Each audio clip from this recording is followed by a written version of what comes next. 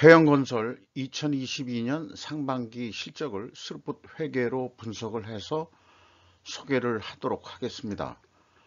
매출은 11.6%가 증가했습니다만 영업이익은 51%가 감소했습니다.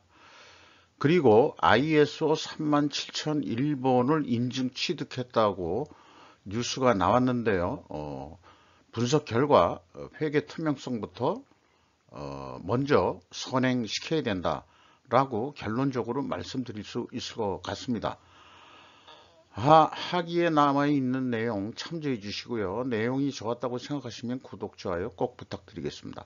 1.5 배속을 보시기 바랍니다. 위키리크스 한국 김주경 기자의 10월 6일자 보도 내용입니다만은 태양건설 부패방지 경영시스템 ISO 37001번을 인증 획득했다는 뉴스 보도입니다. 국제표준 인증 도입을 해서 윤리경영 내부 통제 절차 강화 일환이다. 일반적으로 현재 거의 대부분 이 상장 기업들은 ISO라고 부르기도 한다면 ISO가 공식 명칭이고요. 품질하고 환경 경영들은 대부분 이미들 인증을 취득했을 겁니다. 투명한 기업 윤리 문화 확립 통한 ESG 경영 강화 목적이다. 이렇게 얘기를 하고 있고, 지난달 30일 윤리 경영 실천과 내부 통제 절차 강화의 일환으로 부패 방지 경영 시스템에 대한 국제 표준 인증인 ISO 37000을 인증했다고 6일 밝혔다. ISO 37001은 어떤 표준인지 여기에 이렇게 설명해 주고 있습니다. 그런데 분석 결과 저의 의견은 그렇습니다. 내부 회계관리제도 하나만이라도 제대로 해야 할 것이다. 태영건설은 이게 태영건설만 해당하는 내용은 아닙니다. 사실은 건설사 대부분이 이거에 또 해당한다고 할 수 있겠고요. 현재 태영건설은 상반기 실적 분석 결과 재고자산 매출원가 회계 투명성이 검증되지 않는 수준입니다. 2023년에 IFRS ESG 국제 표준이 환경부터 하나 발효될 거로 저는 지금 그렇게 알고 있는데, 이런 거부터라도 하나하나 다시 시작해야 될 거다. ISO는 산업계의 어떤 대표성 있는 그런 국제기관의 인증이고요. IFRS는 국제회계 기준 기구입니다. 그러니까 이게 인증시장이 양갈래로서 제 생각에는 밥벌이 싸움이 또 좀 벌어지지 않을까. 어떻게 생각하면은 두 가지 다 획득을 하라고 그러면은 옥상옥 같은 기업으로서는 2중 3중의 비용 부담이 들어간다고 할 수 있을 것 같습니다. 핵심적인 거를 취득을 해서 좀 증명을 해야 될 거예요. 그러려면은 회계 투명성부터 기초를 다져야 모든 게 원활하게 돌아갈 거라고 생각을 합니다. 원가 손익으로서 매출은 11.6%가 증가한 1조 1,805억 원을 달성했습니다. 그런데 매출 원가가 더 증가해 가지고 매출이익이 줄어들었고, 그 다음에 판매관리비는 좀 줄였습니다만은 영업이익이 46.2% 감소한 거로 원가 회계상으로는 이렇게 나타납니다. 원가 생산성도 0.05포인트, 퍼센테이지 굳이 얘기한다면은 5%가 하락을 했습니다. 여기 매출원가 일반인들이 볼 때는 그냥 이게 이 금액이 이렇게 증가했구나라는 정도로 인식이 되지만은 매출원가란 것은 기초 재고 자산에서 총 제조 비용을 더해 가지고 기말 재고를 빼는 건데요. 이 재고 범위 기준이 회계 투명성 검증의 1차 관문이라고 할 수 있겠습니다. 스룹풋 회계 손익으로서 매출에 비례하는 매출 재료비가 0.3% 감소한 거로 그렇게 나타납니다. 그리고 스룹풋은 16.7% 증가했고요. 스룹풋율은 3.2% 상승한 것으로 그렇게 산출이 됩니다. 운영비용은 24.6%가 증가를 했습니다. 판매 관리비는 감소했습니다만은 현장 건설 비용이 27.5% 증가했다는 얘기죠. 그래서 TOE 생산성은 내려갔습니다. 거꾸로. 그리고 이 스루풋 영업이익은 383억 원으로서 원가회계 영업이익보다 107억 원이나 적은 수치입니다. 이것은 포괄 가공비 배부 재고 자산이 증가했기 때문입니다. 그러면은 일반적으로 이 스루풋 이익과 원가 회계 이익의 차이가 그거 확실한 금액이냐고 물어보는 경우도 있어서 가끔은 항상 이렇게 분석을 합니다만은 원가 회계하고의 그 영업이익 그 차이가 그 107억 원이 그 차이가 나는데 이것을 어떻게 검증하냐 그러면 가공비 배부 재고자산 여기에는 지금 그 건설업이나 그 수주산업이 들어가기 때문에 자신들이 그 짓는 아파트도 있지만은 그 관급공사라든지 수주공사 하는 것들이 있거든요. 거기에 미천고 공사를 이 수익으로 인식하는 부분이 있어서 스루프 쪽에서는 그거를 포괄 제공이라고 인식을 하고 있습니다. 그것도 연구 결과 그렇게 해야만이 제대로 그 스루프 손익을 산출해 낼 수 있다 보기 때문에 그래서 그 증가액이 152억인데 가공 비율이 그 상승했습니다. 그래서 71%를 적용하면은 영업이익과 원가 회계 영업이익과의 차이로 이렇게 입증을 할 수 있습니다. 그래서 검증은 충분히 되고 스루풋 이익은 확실한 금액이다 이렇게 말씀드릴 수 있겠어요. 그리고 재고자산 명세를 보면은 그 WCA 가공비 배부 재고자산이 28억 줄었습니다만은 준 원인의 핵심적인 거는 미완성 주택이 이제 이게 제조업으로 치면은 이제 제공품에 해당하는 거겠죠. 351억이 증가했고 그런데 분양주택은 379억 원이 감소를 했습니다. 그러니까 작년 연말에 아파트를 완성해 놓은 게 394억 제곱가 있었는데 상반기 중에 대부분 많이 분양이 됐다고 그러고 아파트 가격이 한 채 얼마인지 모르지만은 한 15억 정도 미분양 그 아파트가 있다 이렇게 이제 인식을 하시면 되겠죠. 그리고 이제 미청구 공사가 증가를 그 180억 원 했습니다. 이게 이제 일반적으로 회계 기준에서 인식을 해서 단연간의 장기 그 건설 공사인 경우 비용이 계속 들어가니까 그 적자가 나는 게 명백하니까 일부 진행된 거를 수익으로 인식을 해도 좋다라는 회계 기준이 있어요. 그거 뭐 진짜 말이 되긴 됩니다만은 실현주의에 의한 그 스루풋은 실현주의 중심이기 때문에 아직 청구도 안 한 놈을 그거를 그 매출로 인식을 한다는 게 그거는 사실상 어불성설을 억지로 그 합법적으로 만들어 놓은 그런 엉뚱한 그런 회계 기준이라고 저는 그렇게 생각을 합니다. 이거를 수주산업들이 다 그 이용을 해 먹고 있는 거죠. 비용의 성격적 분류 내용에서 A, 재고자산의 변동 범위가 가장 중요하다고 일단 말씀드렸습니다. 이거를 검증해 볼 겁니다. 순차적으로.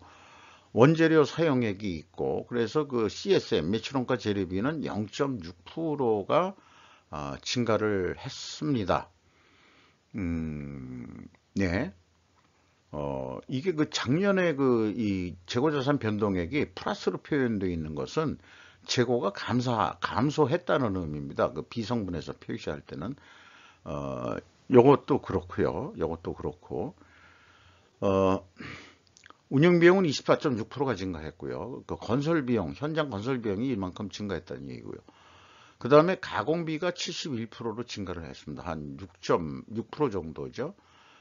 그러면은 재료비가 29%로 떨어졌다고 그러는데 일반적인 제조업에서는 이렇게 떨어지면 원재료 가격이 하락했다. 이렇게 볼 수 있는데 이게 현실상 이미 느낌이 오는 게 이게 모순인 총 제조 건설 원가다. 이렇게 좀 이미지가 들어오게 됩니다. PQ 총 제조 비용이라고 되어 있습니다만 총 건설 비용이라고 인식해도 좋겠죠. 2021년도 상반기 그 차이액은 얼마 안 되는데 작년도 금액이 1,000억 원이나 크게 차이가 납니다. 그래서 그 작년에 좀 뭐가 문제가 있지 않겠냐 이렇게 일단 여기서 생각이 되고 계속 진행을 하겠습니다만은 일단 그 운영 비용 중에서 인건비가 704억 원이 집행이 됐는데 전년보다 24.3% 증가했고요. 직원 수가 또 177명이나 인원 채용을 했습니다. 인원 채용을 이렇게 많이 해주는 기업은 뭐 자관 손익이 나든 안 나든 아주 고마운 기업으로 요즘은 생각이 듭니다. 일자리를 창출을 해 줬다는 얘기니까요. 상반기 평균 임금이 그 4,140만 원으로서 연간 한 8,200만 원 예상이 되는데 대형 건설사, 현대건설, GS건설, 그 다음에 LG건설 정도 들어갈까요? 3대 건설이라고 그러면은 거기 수준보다는 좀 연봉이 좀 약한 거로 이렇게 좀 보여집니다. 외주비가 6천억 원이나 집행이 됐는데 보통 그 외주비가 운영 비용 중에서 한 7할 때가 건설업의 그 어떤 그 진행되는 표준입니다. 근데 이게 그 더 높네요. 조금이라도 더 70%를 초과했는데 작년보다는 그래도 0.8%가 줄어든 금액입니다. 그래서 재고자산회계 투명성 2단계가 그 재고자산의 변동 금액을 비교하는 건데요. 이 WCAI는 회사가 제시한 재고자산 명세에 의해 가지고 뽑아내는 거기 때문에 이것도 근거 있는 거고요. 그 다음에 요거는 회사가 제시한 거고. 그러면은 총 제조 비용의 차이가 180억 원 나옵니다. 근데 작년에는 1,027억 원 차이가 납니다. 미천구공사는 이제 그 스르프 쪽에서 그 포괄 제공으로 인식을 해서 그거를 빼주면은 2022년도 상반기는 일치를 합니다만은 작년도에 438억 원이나 차이가 납니다. 이거를 그냥 해석하면은 매출원가를 늘려서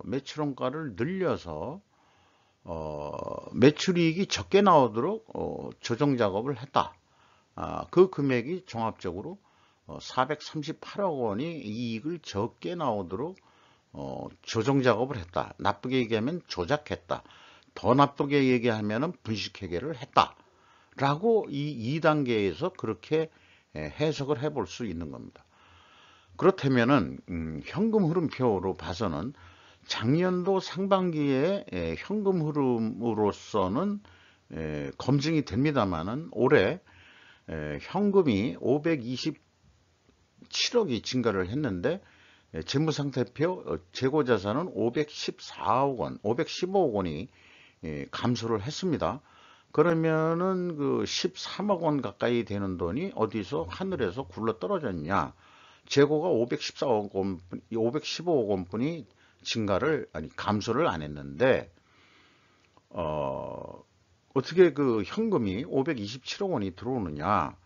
그런 얘기거든요. 그런데 회사에서 재고자산 처분 순수익이나 처분이익이라는 게 있더라고요. 요거를 그 가감해 주면은 작년도에는 일치합니다만은 올해 상반기에 12억 8천만 원 차이가 있습니다.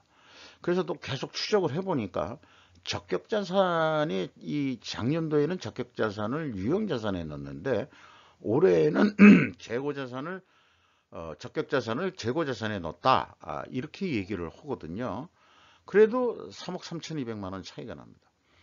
그래서 적격자산이라는 용어를 제가 그 분석을 하면서 사실 회계 쪽에 뭐 세무적인 전문가는 아닙니다만은 이게 생소해가지고 한번 그 검색을 해보니까 차입원가를 당해 자산원가의 일부로 자본화해야 하는 자산으로 의도된 용도로 사용하거나 판매하기 위하여 상당한 기간을 필요로 하는 자산이다.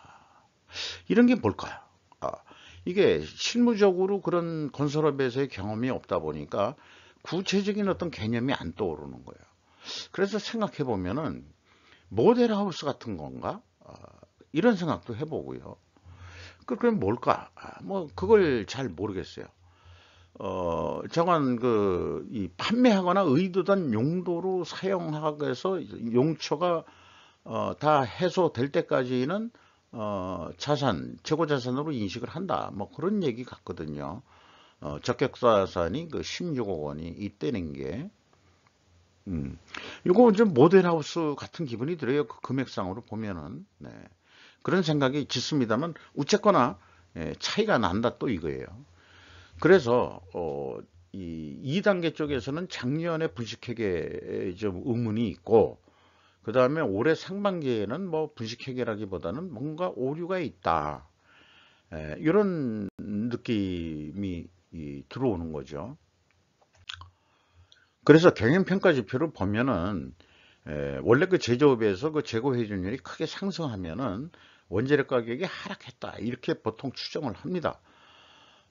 물론 그 수량도 줄어든 게 있을지 모르겠습니다만은 그러나 이렇게 추정을 해보면은 분석 경험상 그러나 상식적으로 그 건설자재 가격이 내려갔다고는 일반적으로 인식을 안 하거든요. 그리고 스루픈율은 또 3.2% 상승을 했어요.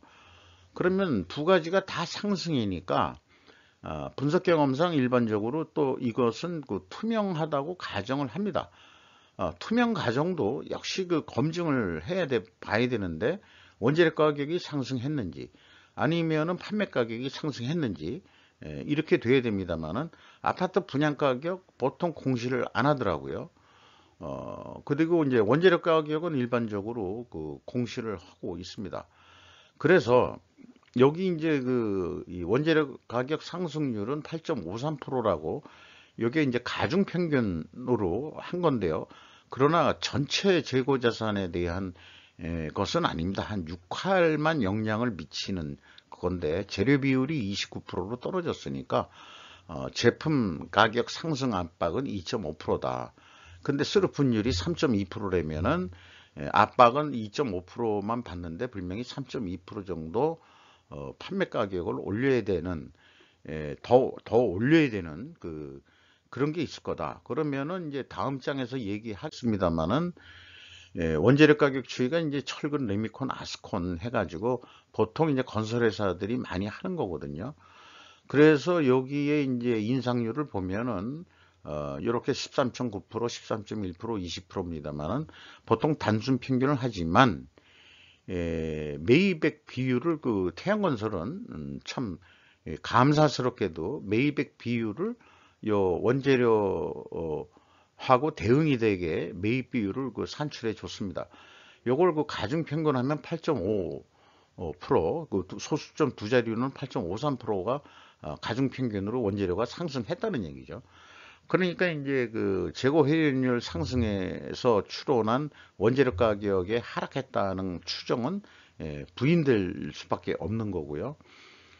그 다음에 이제 사실 4할 정도가 매입액 중에서 기타로 되어 있습니다만 그게 이제 그 아파트 건설하면 주방 기구 싱크대 뭐 붙박이장 같은 게 있을 수 있고 그 다음에 이제 수도관 뭐 이런 게 있으니까 이제 강관 이런 게 있고 그 다음에 이제 단열재 뭐 이런 게 들어가 있는데 이런 것도 대부분 가격이 인상됐을 거라고 봅니다만 얼마나 인상이 됐는지 그거는 수치로 안 나와보면은 그냥 이거는 그냥 상상이나 추정만 가지고는 불합리한 판단이 되니까 계산을 할 수밖에 없는 거죠. 계산을 못 하는 거죠.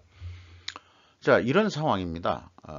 그러니까 앞장에서도 얘기했지만은 그 재고가 감소한 것은 재고자산 명세에서 보셨듯이 완성주택이 거의 다 분양이 됐다. 그게 재고 회전율이 크게 상승한 요인이다. 이 경우에는 이제 그게 특별로 원재료 가격이 인하했다든지 제품 가격이 크게 뭐 상승을 했다든지 상승은 일부 했다고 추정이 되지만은 완성주택의 그 재고가 크게 감소한 것이 가장 큰 핵심 원인이다. 재고 회전율이 상승한 것은 이렇게 이제 다른 결과를 또 제시해야 되는 것입니다. 그리고 또 제시가 가능했고요. 그래서 원가 회계 기준으로 그 연말 매출액을 예측을 해보면은 한 2조 3천억 정도 하지 않겠냐. 이런 경우에 원래 말하자면은 그 기대 이익은 980억 정도 되는데 좀 깎이면은 한 600억 정도 이익은 낼 수 있을 거다. 그 다음에 이제 포괄 가공비 배부 재고자산, 계약자산까지 포함해서 한 5% 정도 증가를 할 것 같다. 그런 가정하에서 한 2조 3천억 할 거고, 그 다음에 그러면 한 600억 정도 이익이 날 거다. 이렇게 이제 원가 회계 개념으로는 이렇게 예측을 해보게 됩니다.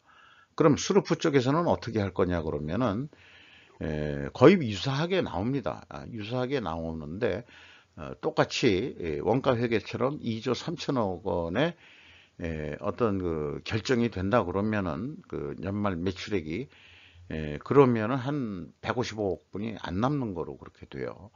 그러니까 그 기대 이익보다는 엄청 많이 떨어지는 거죠.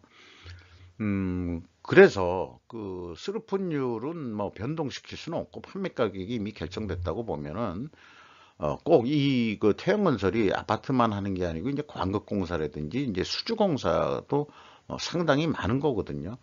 그래서 그 6.5 회전 그 재고 회전율을 증분시킨다. 6.6%. 그러면은 매출은 10.3% 증가하는 거로 계산이 됩니다.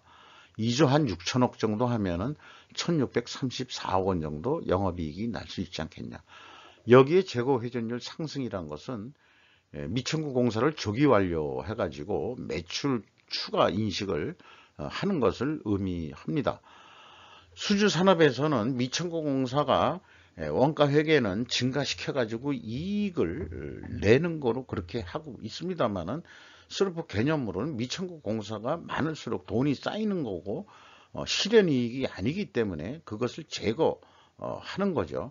그래서 이 미천구 공사 금액을 계속 줄여 나가야 실질적인 돈을 번다. 이렇게 볼 수 있겠습니다. 이상으로 태양건설 상반기 실적을 스루프트 회계로 분석을 해서 소개를 해드렸습니다. 감사합니다. 부패 방지 시스템 인증 이전에 제 얘기는 회계 투명성부터 먼저 선행하세요.